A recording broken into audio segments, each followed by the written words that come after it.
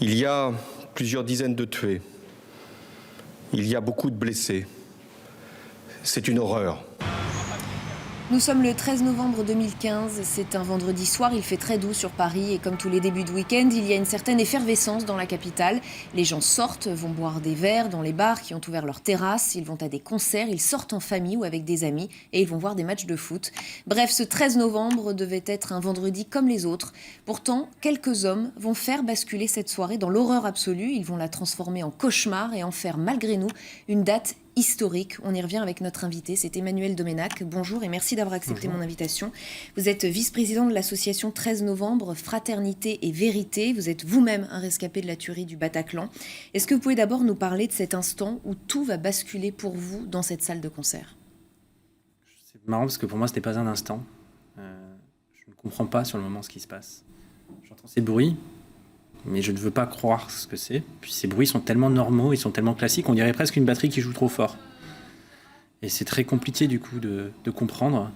Je comprends quelques secondes après, quand je vois que la lumière se fait dans la salle, qu'il n'y a plus le groupe sur la scène, et que tous les corps autour de moi sont allongés en train de se protéger pour ne pas prendre de balles. Et quel est votre réflexe à vous ? Qu'est-ce que vous faites, vous ? À ce moment-là, je me couche sur les piles de corps qui sont déjà sous moi, et j'essaie de cacher ma tête pour pas prendre de balle dans la tête et de mettre mon bras en avant pour, si je prends une balle, la prendre dans le bras ou la jambe. Et vous n'étiez pas seul, vous étiez avec des amis, oui. Vous vous séparez, comment ça se passe ? On se perd tout de suite, puisque moi j'ai le réflexe, quand je mets beaucoup de temps à comprendre, il faut voir que moi je mets vraiment, et dans ce laps de temps, je suis un des derniers à rester debout. Et donc à ce moment-là, je me couche là où je trouve quand je commence à comprendre le danger, sauf qu'il y a déjà beaucoup de monde, et quelques secondes, minutes plus tard, quand je vais voir pour chercher mes amis de l'autre côté de la scène, plutôt vers la gauche, je ne vois que du sang, et je ne trouve plus mes amis. Et vous vous échappez de cette salle, vous sortez par une sortie de secours qu'on a pu voir dans les images. Juste à gauche de la scène, au bout d'une dizaine de minutes, quelqu'un crie derrière moi, ils sont en train de monter, il faut y aller.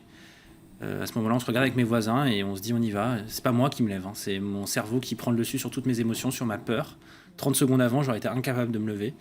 Mais là, l'idée qu'ils puissent nous tirer depuis les balcons sur nous, dans la fosse, c'est ma seule occasion de sauver ma vie. Tant pis, je me lève, je me cours. Je me déshumanise complètement parce que je marche sur des gens, je bouscule, voilà. Et puis je sors, première porte, une deuxième... Je ne savais pas où j'allais, hein. Première porte, deuxième porte, je me retrouve dans la rue, passage Saint-Pierre-Amelot. Et puis, en voulant aller boulevard Voltaire, je tombe par terre et je perds mes lunettes et je vois des corps. Et là, je comprends qu'en fait, même dans le passage, je suis pas en sécurité. Et qu'est-ce qui va se passer dans les minutes, dans les heures qui vont suivre ? Est-ce que vous allez être tout de suite pris en charge par des secours ? Où vous allez vous réfugier ? Je vais me réfugier dans une résidence étudiante juste en face de la sortie de secours, grâce à Didi, qui était le chef de la sécurité du Bataclan ce soir-là, qui va m'appeler, qui va me récupérer en me disant que je me suis en train de me faire tirer dessus, que ce serait bien que je me cache.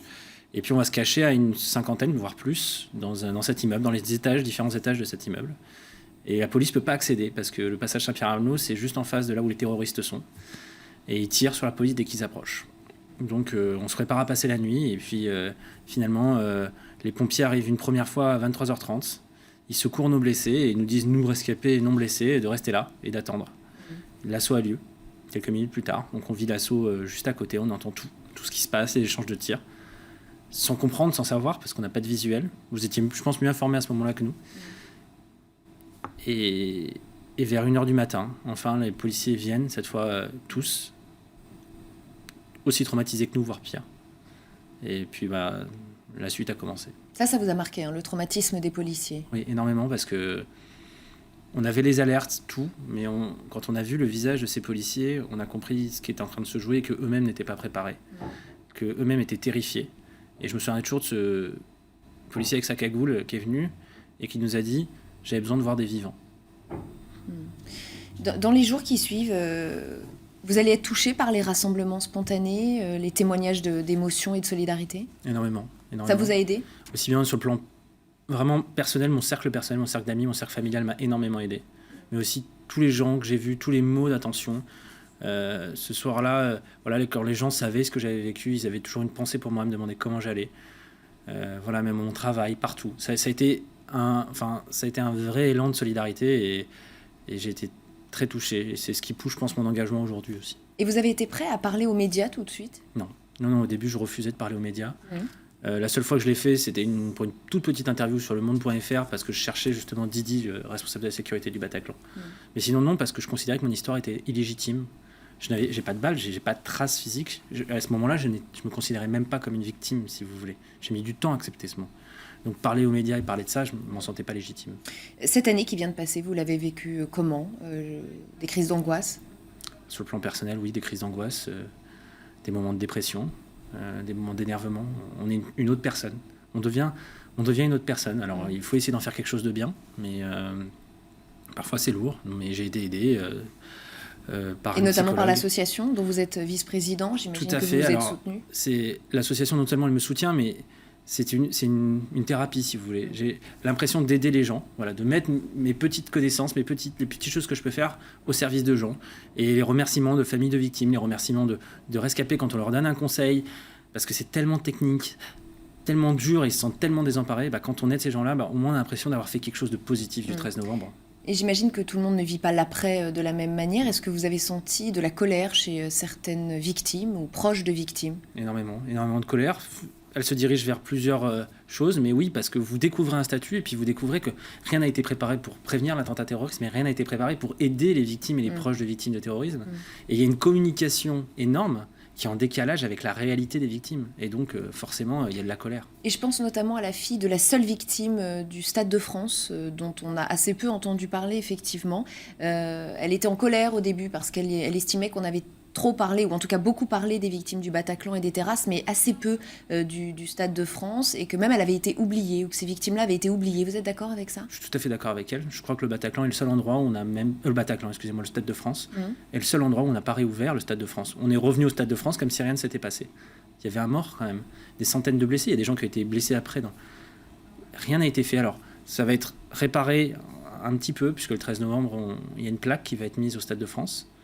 Mais c'est sûr que ça restera une tâche, quoi. Vous, votre vie aujourd'hui, elle est...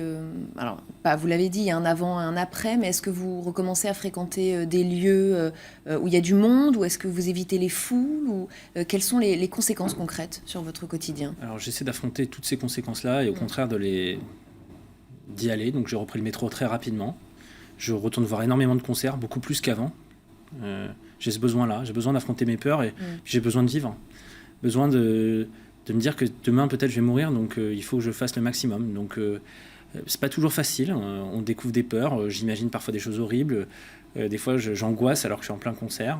Je regarde toujours où sont les sorties de secours, dans le métro je regarde un peu toujours ce qui se passe, mais au moins j'affronte mes peurs et du coup j'en sors plus fort. Vous avez eu envie de quitter Paris, de tout quitter, de changer de vie ? Oui, ça travaille bien sûr. Paris est une ville que j'aime et que j'adore, mais forcément chaque bruit, chaque moment peut vous faire revivre le 13 novembre, donc vous avez toujours tendance de vous dire et si j'allais élever des moutons dans les Alpes, peut-être que je serais plus tranquille. Mais c'est pas comme ça qu'on va... Enfin, en tout cas, à ma façon, c'est pas comme ça que je vais combattre mes peurs. Et comment vous avez vécu les attentats qui ont suivi ? Je pense à Nice, à Saint-Étienne-du-Rouvray. Ça vous replonge à chaque fois dans cette angoisse ? Vous vous identifiez aux victimes ? On s'identifie énormément aux victimes. Je pense notamment le 22 mars en Belgique, où... je suis tombé, quand je l'ai appris, j'étais sur mon canapé, je suis resté bloqué pendant 2 heures à pleurer. Nice, entre guillemets, je l'ai appris le lendemain matin, ce qui a été une chance. Mais j'étais loin de Paris, et heureusement. C'était très très dur. Et puis quand vous entendez, nous on a aidé l'association Promenade des Anges à se créer, et quand vous entendez leurs témoignages, vous avez l'impression que rien n'a changé. Et ça, c'est horrible. Emmanuel Domenach, si je vous demande de terminer cette phrase, le 13 novembre 2015, c'est le jour où ? Que me répondez-vous ? On a découvert l'horreur la plus abjecte. Merci Emmanuel Domenach d'avoir témoigné dans le jour où. Merci beaucoup d'avoir accepté mon invitation. L'information continue sur LCI.